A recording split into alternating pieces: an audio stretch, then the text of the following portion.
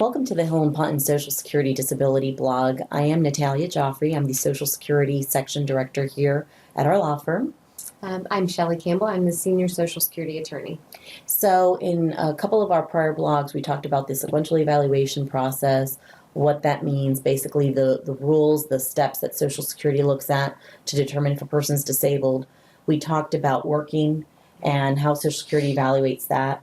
And then we talked about briefly the exception made for people that are legally blind. And so we're going to talk about that in a lot more depth today. Legal blindness, first of all, not what everybody assumes, because I know I've been to the doctor and the doctor's like, you're legally blind. Well, this was true prior to LASIK surgery, but I could still work. I could still use glasses, contacts. That is my best corrected vision. So I guess you give the definition of what Social Security considers to be legal blindness. Social Security considers an individual to be legally blind if their best corrected vision is 20/200 or less, or their peripheral vision is less than 20 degrees. Right. So peripheral vision, this is what you see when you look forward. This over here is peripheral vision. So if your basic scope of vision is no further than this, then that can qualify as legal blindness. Obviously, you're not going to do that. This needs to all be in your medical records. Right. And they're going to obviously need the medical records and the testing to support that.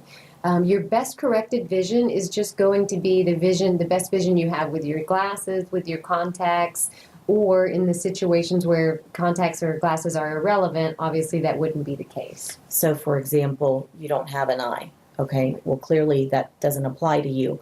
We have had people call us, though, and say, I'm legally blind, or I don't have a right eye, but they can see 20/20 in their left eye. They don't qualify. No, they don't. This is one of the rules with Social Security that you either qualify for or you do not.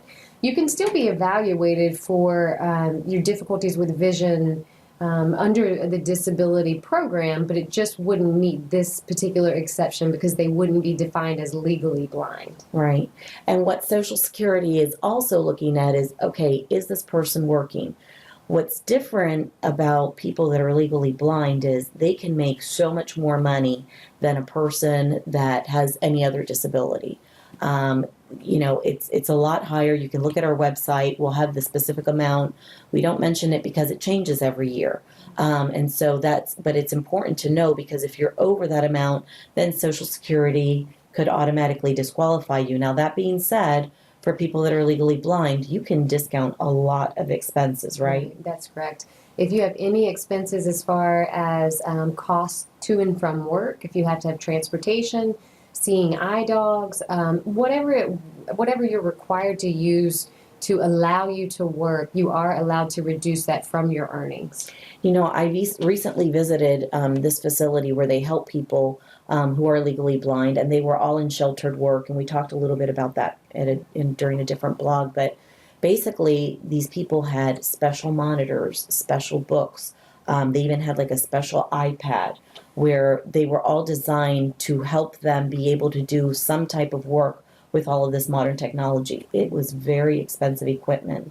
All of that can be deducted from whatever they're earning, and so it often allows them to still qualify and meet that basic income requirement, right? Right. And I think Social Security's idea here is that although the person is able to work, the steps that they're having to take and the accommodations and that the expenses that they're incurring, it gives them an exception and more of an opportunity to work because of the difficulties they face with employment. And speaking of exceptions, one of the things, too, are how many earnings quarters do they have to have? Most people have to have worked and paid into Social Security tax 5 out of the last 10 years, or at least a total of 10 years in their lifetime. With people that are found to be legally blind, they only need 1/4 of coverage for every year since their 21st birthday.